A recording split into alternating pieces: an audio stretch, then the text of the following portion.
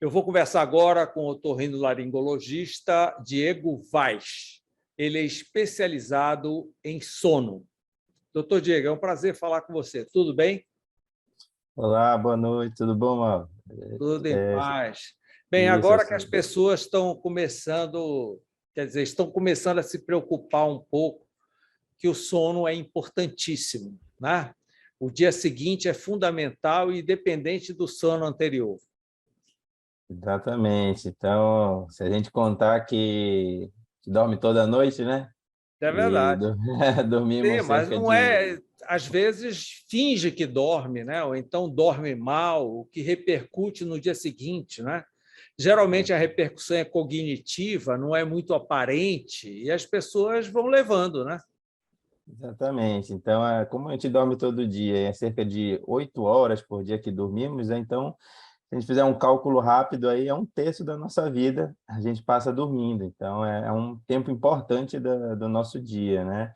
E além dessas repercussões cognitivas que muitas vezes a gente sente de imediato, que é o cansaço, a fadiga, erros no trabalho, erros que a gente não cometia, e No dificuldade de trânsito, isso é concentração muito no comum no trânsito. trânsito, é uma das principais causas de acidente automobilístico, até mais do que álcool, né? Então, somente naqueles profissionais, né? E tem também os sintomas que só vão aparecer no longo prazo. Então, cerca de 5 a 10 anos dormindo mal, que às vezes nem relaciona, por exemplo, pressão alta, obesidade, AVC, que é o acidente vascular cerebral, infartos, depressão e até Alzheimer. Se o paciente tiver apneia do sono, onde satura à noite, isso pode aumentar muito o risco dele ter, e muitas vezes a gente nem relaciona ao sono, né? Uma coisa que se tornou rotina, dormir mal, é normal, né? Normalizou dormir mal, e isso pode gerar várias consequências durante os anos. Então a gente tem que alertar. Eu vou lhe pedir uma explicação didática da apneia do sono. Certo. Então, assim, é uma queixa bem frequente no consultório, né? E nós temos, assim, são vários graus. É a mesma doença, mas são vários graus. Então, aquele grau mais leve seria o paciente com ronco, que ele só tem a vibração. É um estágio inicial, né? Então, o paciente tem uma vibração de alguma área da via aérea e gera barulho à noite. Esse é o tipo do paciente que dorme bem e, normalmente, é a esposa que leva ele para o consultório. Mas ele com a apneia, com ronco, ele consegue dormir bem? Ele considera um sono restaurador? Se for só ronco, só fazer barulho à noite, a gente considera como fosse um estágio inicial, que no futuro esse paciente pode evoluir para uma apneia, que seriam as paradas respiratórias. Então, ele pode sim ter só ronco e dormir bem, que a gente chama de ronco primário, só ronco, ele faz barulho. Quem sofre é quem dorme do lado, né? O acompanhante. É o típico paciente que a esposa leva ou o marido leva para o consultório, porque para ele o sono dele é bom. Com o passar dos E anos, essa geralmente doença, ele não sabe que ronca, né? e geralmente ele não Não sabe que ronca. acredita, tem que gravar. Exatamente. Hoje em dia a gente tem vários aplicativos que gravam ronco, então os pacientes já chegam com ronco gravado no consultório, né? Do próprio celular, olha, doutor, aqui, ó, meu ronco, como é que é. Então, até com essa tecnologia, deu uma consciência do próprio ronco, que antigamente não tinha, né? Então, só tinha que acreditar na esposa E ou nos através do amigos. barulho do ronco, você pode identificar a apneia? Ou há necessidade daquele exame que é feito? O ronco é um estágio primário, só faz barulho e o paciente normalmente dorme bem, mas pode ser um sinal de alerta, porque esse paciente que ronca também pode ter apneia. Esse paciente que tem apneia, ele já tem paradas respiratórias e ele desatura, a oxigenação cai à noite e falta oxigênio no cérebro, no coração, no rim, em todos os órgãos. Isso durante várias paradas durante a noite. Por exemplo, se a gente considerar uma apneia moderada, o paciente tem 15 paradas respiratórias ou com queda da oxigenação por hora. Se ele dormir 10 horas, são 150 durante a noite, isso é muita coisa. Então, esse paciente que tem a apneia, que é isso que a gente está falando, de dormir mal, muitas vezes, se for uma coisa inicial, ele nem tem tanto sintoma, mas ele já está, os órgãos já estão sofrendo, ele já tem consequências. Inclusive, pacientes que não controlam a pressão alta, muitas vezes é porque não está dormindo bem à noite. Então, são vários estágios Então, o da mesma sono doença. repercute também na pressão arterial. Exatamente. Então, à noite a gente fala que a gente tem o descenso noturno, é um termo médico, né? Que a nossa pressão baixa à noite. Isso é fisiológico, é normal. Então, muitas vezes o paciente, durante a noite que ele deveria ter aquela redução da pressão, ele não tem, ele fica com a pressão alta durante o dia. E esse paciente, muitas vezes, precisa tomar vários remédios, não consegue baixar a pressão, e aí muitos são encaminhados para o otorrino para investigar se tem apneia do sono. A gente identifica alguns casos, até tratando a apneia, o paciente consegue até controlar a pressão dele melhor. O senhor é Então, especialista em apneia e ronco, mas e a insônia? isso. A insônia é mais a dificuldade, a gente divide a insônia em alguns aspectos. Tem aquela insônia da dificuldade da pessoa iniciar o sono, que é uma insônia de início, né? E tem aquela insônia que o paciente, ele até consegue dormir, mas ele acorda de madrugada algumas vezes e tem dificuldade, longos períodos para dormir, que é uma insônia mais de manutenção. E tem aqueles pacientes que têm o despertar precoce, que seria o terceiro tipo de insônia, que ele dorme, ele consegue dormir, mas quando ele acorda de madrugada, ele não consegue dormir mais. Então, E na isso, medida que vai ganhando idade, essa precocidade aumenta, né? Por isso exatamente. que o idoso dorme tão pouco, acorda tão cedo. Isso, a gente tem aquelas várias histórias da vovó que dormia cedo, mas acorda de madrugada para rezar o terço, para fazer a oração dela, e não acorda cedo, né? E não dorme mais. Então, tem uma parte fisiológica, o idoso realmente tem um despertar precoce que é da idade, mas se isso estiver atrapalhando a qualidade de vida dele, tem tratamento. Então, tem tratamento para essa insônia de início, que é o paciente que tem dificuldade de iniciar o sono. Tem tratamento para o paciente que acorda várias vezes e ficam longos tempos, longos períodos acordados, e tem tratamento também para aquele que acorda 3, 4 horas da manhã e não consegue dormir mais. Os três tipos de insônia têm tratamento. Pode Ô, ser Diego, medicamentoso ou alguns casos com orientação, porque tem muito paciente que não está fazendo a higiene do sono direito, está no celular, está de madrugada, está resolvendo problemas, e aí isso altera também o sono. doutor Diego, qual é a sua opinião sobre a sesta? A sesta é o seguinte, em muitos lugares é cultural, Sim, né? como aqui, como aqui. Aqui no Em função interior, do clima e tudo mais, né? Vai agora, exatamente, nessa época, você circular na rua 2 horas da tarde sem mangueira. exatamente. A Aí gente a tem gente até, festeja realmente os portugueses que tiveram a ideia dessas mangueiras, né? Porque as cidades exatamente. que não têm mangueira nessa época. Tá muito quente agora, né? Então, aquela a dormida depois do almoço, ela é cultural muito no interior. A gente tem cidades que param realmente. E na Sim, Espanha isso é cultural, né? em Madrid. Em Madrid tem, né, para, fecha comércio, Em fecha Madrid tudo. fecha, por que que Belém não pode fechar? É claro, Pois né? é, né? Esse sono que a gente tem depois do almoço, se o paciente não tem nenhum problema de insônia, pode ser normal, né, o paciente fazer, mas a gente orienta que não ultrapasse 30 minutos. Se ultrapassar 30 minutos, já começa a atrapalhar o sono da noite. A gente diminui a nossa predisposição a dormir à noite, porque a gente já dá uma descansada. Se passar de 30 minutos, isso pode afetar o nosso sono noturno. Eu pensei que somasse, que revigorasse. Isso, até 30 minutos, se não tiver problema de insônia. Porque se o paciente tiver problema de insônia, para iniciar o sono, a gente até pede, nós pedimos no consultório que ele não faça essa dormida depois do almoço, para ele acumular força de sono, para ele dormir à noite. Então, para ele aumentar a sonolência dele à Doutor noite. Diego, nós falamos aí de todos os sintomas, dos problemas, mas agora vamos apresentar as soluções. Isso tudo já é resolvível, né? Hoje você Sim, já tem exame apropriado, você já tem equipamento, tem um CPAP, né? Que as sim. pessoas usam e acaba com ronco, acaba com a apneia. Explique para nós. Como tudo na medicina agora, são tratamentos personalizados, né? Então depende muito do que a pessoa tem. Então, por exemplo, a ronco e a apneia leve, moderada ou acentuada, né? que vai depender muito do paciente. Então, tem desde tratamentos medicamentosos para alguns pacientes, aqueles pacientes que têm obstrução nasal que roncam só pelo nariz, pode tratar alguns casos medicamentosos. Outros pacientes vão precisar de cirurgias, por exemplo, redução de amígdalas, cirurgias da faringe, cirurgias nasais, como de desvio de septo.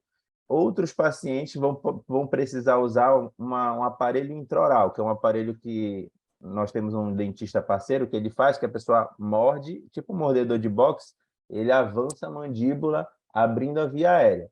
E outros vão precisar do CPAP, que é aquela máscara que tem um motorzinho que ele gera um vento, né? Uma maneira mais simples, um vento que vai abrir a via aérea e vai impedir que ela colapse à noite. Então, depende do paciente, depende da doença. Isso não é curativo, né? Isso é um paliativo. Depende, por exemplo, algumas pacientes que têm indicação cirúrgica pode ser curativo. Aqueles pacientes que têm um desvio de septo grande, uma amígdala grande, têm uma apneia leve a moderada, eles podem até ser curados pela cirurgia, né? E até cirurgias esqueléticas, quando tem malformações do crânio também, maxilofaciais. Mas o CPAP, no caso, ele não é curativo, mas é a cura através do controle. Então, a gente é que nem diabetes, pressão alta. Então, a apneia do sono é uma doença crônica, vai ser controlada. Não vai ser, em alguns casos, a gente Mas em cura algum e outros a momento gente ela pode controla. desaparecer, doutor Diego? Depende do caso. Então, se for um paciente que a cirurgia for muito bem indicada, ele pode ficar bem a vida toda. E outros pacientes vão ficar bem por alguns anos e depois vão voltar a ter apneia pela flacidez do músculo. Tem aquele que tem apneia porque está com sobrepeso, perde o peso e resolve o problema.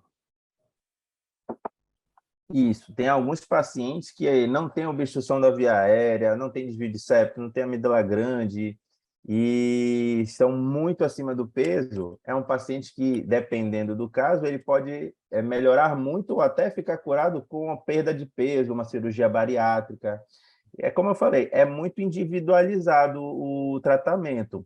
Tem pacientes meus que usam CPAP, emagrecem e mesmo assim não conseguem fazer a bariátrica, ficam bom durante alguns anos, 5, 10 anos, depois voltam para o CPAP, outros não, ficam bom a vida toda. É um acompanhamento, é uma doença crônica. Individualizado, é. E a doença é crônica, porque agora o paciente pode estar bem, com 30, 40 anos, com uma cirurgia. A gente não sabe como ele vai ficar com 60 anos, quando a mucosa, quando a flacidez atingir a musculatura. Qual a sua opinião sobre indutores de sono, principalmente o álcool? O álcool, ele é um sedativo. Então, assim, tem remédios que realmente induzem o sono, que a gente utiliza para o tratamento da insônia, né? São hipnóticos, mas o álcool ele é um sedativo. Dorme, passou o efeito, acorda. O álcool, ele seda a pessoa para ela dormir, só que não é um sono igual ao sono que ela teria sem o álcool. Então, é um sono diferente. É um sono que não vai estar um sono tão profundo, é um sono que que a pessoa vai ter um relaxamento da via aérea e vai ter mais ronco, mais apneia. Então, não vai ser um sono normal, vai ser um sono alterado e ele vai ter mais chance de ter apneia e ronco porque relaxa a musculatura. E o álcool tem, depois que ele é metabolizado no nosso organismo, você percebe que o paciente tem maior tendência a despertar de madrugada. Então, quando ele seda, ele apaga, ronca mais, tem mais apneia, tem mais parada respiratória e ele tende a acordar mais cedo. 3, 4 horas da manhã ele acorda, porque o metabolismo do álcool gera várias substâncias que acordam a pessoa e ela não consegue mais dormir. Então, também dá aquela insônia de despertar precoce também. Essa individualização, as recomendações, eu já li alguma coisa de que evitar usar celular antes de dormir, evitar assistir televisão, apagar todas as luzes. Mas tem gente que é o contrário. Eu, por exemplo, a televisão é um indutor de sono para mim. Isso. Então, assim, é muito individual, é que nem café. Tem gente que toma café às 6 horas da tarde e não consegue dormir à noite. E tem gente que, para dormir, tem que tomar uma xicarazinha de café. Essa parte também depende muito da pessoa. Mas se a pessoa tem um problema do sono, ou se ela tem uma sensibilidade, o ideal é que evite telas, porque a tela, a luz, ela inibe um hormônio que é a melatonina. Através da luz nos nossos olhos, ela inibe a produção, a liberação da melatonina no cérebro, e aí dificulta o nosso início do sono. Não é só a luz que atrapalha. Tem que lembrar também que hoje em dia a gente está conectado 24 horas por dia. Então, é postagem, é resolver problemas, a parte Leitura de cognitiva um vai a mil. livro. Leitura de um livro. A leitura de livro é muito boa, porque não tem luz, Mas né? como? Vai ter sempre uma luz. À noite. Uma luz fraca, não é a luz, não é a luz, a gente fala da luz azul da tela. A tela de televisão e a tela do celular tem a luz azul, que é a que mais inibe a melatonina. A luz que a gente tem na lâmpada, ela é luz, mas ela não inibe tanto quanto a luz azul que tem na Então, é tela. recomendável a leitura. É recomendável a leitura com uma luz mais baixinha, mas tem que lembrar que tem esses também os tabletzinhos que são baixa luminosidade, que também ajuda nessa questão da luz. E para aquele paciente que acorda de madrugada, passou mais de 30 minutos, não conseguiu dormir, está rolando na cama, é até uma orientação que Contando ele levante, carneirinhos. contando o carneirinho, e o carneirinho não acaba, né? O carneirinho é eterno, né? Então, a gente recomenda que passou mais de 30 minutos na cama tentando dormir, não conseguiu, se levanta, sai da cama, vai para um ambiente com uma luminosidade baixa e tente ler um livro, por exemplo, escutar uma música, algo que ajude a relaxar. Mas é individual. Tem pessoas que só conseguem dormir vendo televisão. Cada caso é um caso. E aquele É, sono inquietante, que a pessoa fica se virando para um lado, para o outro, bate a perna. sim, então assim, tem que primeiro ver se ele não tem nenhum problema respiratório durante a noite, né? Tem que fazer aquele exame que você falou, que é a polissonografia, né? A polissonografia é um pouco temida, porque muitos pacientes acham ainda que tem que fazer fora de casa, cheio de Hoje fios. já vai em casa, é? Já tem um Isso, tratamento. Em Belém tem essa disponibilidade? tem sim. Então nós temos o exame completo, que é o exame mais completo, que chama polissonografia tipo 1, que é completo, vê tudo, né? E temos a polissonografia domiciliar, que pode ser com todos os canais, vendo todas as partes, mas se a gente quer ver só a parte respiratória no paciente que é apneia, ele pode fazer um exame mais simples, e ele faz em casa. Então, nós conseguimos fazer domiciliar na casa do paciente mesmo, ele dorme na cama dele, no ambiente que ele está acostumado, e consegue ter uma eficácia de um exame muito bom para fazer o tratamento dele. Então, nós temos em Belém, desde o exame que faz em laboratório, que é o completo, ao exame mais simples que dá para fazer em casa para ver a questão respiratória, que é muito bom também. Entendeu? O CPAP já está disponível para venda em Belém também? Sim, nós temos algumas lojas, né? O mais legal do CPAP, que eu acho, que nós temos a possibilidade, porque é um aparelho num valor até um pouco elevado, né? Então, nós temos a possibilidade do paciente alugar. Então, eu até falo para meus pacientes, não fica com medo, vai com a mente aberta, né? E o paciente consegue alugar Alugar por para um ver mês. se habitua, né? Exatamente, porque tem um período de adaptação. Eu falo para os pacientes que não é óculos, né? Você não vai numa ótica, bota o óculos e sai andando e está tudo bem. Vai ter um período de adaptação. É um aparelho, uma máscara que vem no nariz, vai ter uma traqueia, que é um cabinho onde vai passar o ar e vai conectar. Então, tem uma adaptação, não é uma coisa rápida. Então, você pode fazer o aluguel do aparelho e testar por um mês. Nesse um mês, a fisioterapeuta faz regulações, ajustes para ver se é uma pressão maior, menor. Essa pressão está muito alta, não gostei. A gente consegue ajustar por telemedicina. Então, até pela internet, a fisioterapeuta faz e o seu aparelho já regula automaticamente, não precisa nem sair de casa. Tem toda essa facilidade da tecnologia Então, hoje em doutor dia. Diego, só ronca hoje em dia quem quer, o que não é avisado, né? Porque o roncador nunca sabe se ele ronca. Verdade. Agora, com os aplicativos novos, dá para saber, né? Já dá para gravar, já tem o aplicativo para gravar o ronco, né? Isso, eu posso até falar, eu não tenho conflito de interesse nenhum com o aplicativo. Tem um aplicativo muito bom que chama Snore Lab. É como se fosse Snore é ronco em inglês e Lab é laboratório. O nosso celular hoje em dia tem um microfone super sensível, é melhor às vezes até do que o microfone de alguns exames que a gente faz na clínica, porque é uma tecnologia muito boa. Então a gente consegue gravar, acompanhar o paciente, pede até para ele gravar. Está usando o CPAP? Usa lá o aplicativo, grava 2 dias, aí ele manda para a gente consegue até fazer um acompanhamento. Então a tecnologia facilitou até para o próprio paciente controlar o seu tratamento. Que bom. Eu conversei com o otorrinolaringologista Diego Vaz sobre a questão do sono. Muito obrigado, doutor Diego, por essa consulta pública. Parabéns pelo seu trabalho, a sua preocupação, o seu estudo, e obrigado pela entrevista. Eu que agradeço e sempre que precisar, eu estou à disposição aqui para esclarecer qualquer dúvida. Para acordar a gente. Para acordar vocês. Até mais, obrigado. Tchau.